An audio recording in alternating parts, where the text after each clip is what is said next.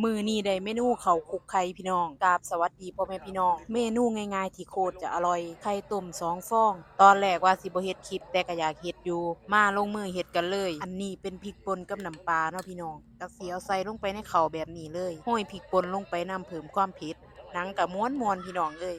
ตามโดยย่อน้ำปลาลงไป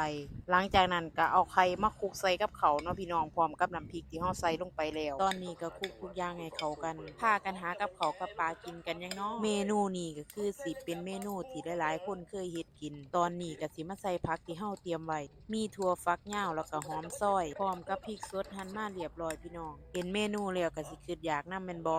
หลังจากนั้นก็คลุกให้เข้ากันบีบบักนาวลงไปเพิ่มความเปรี้ยวแหน่จักหน่อยพอบีบบักนาวแล้วน้ำลายแตกเลยพี่น้องตอนนี้ก็ได้แตงกวาเพิ่มมาพร้อมป๊าดพี่น้องเป็นตาแซ่บหลายหากับข้าวกับปลามากินนำกันเด้อก่อนลากันไปมื้อนี้ฝากพี่ฝากน้องกดติดตามเพื่อเป็นกำลังใจให้นำแหน่เด้อคลิปหน้าพ้อกันใหม่สิได้เมนูหยังมาฝากพี่ฝากน้องบ๊ายบายเด้อจ้า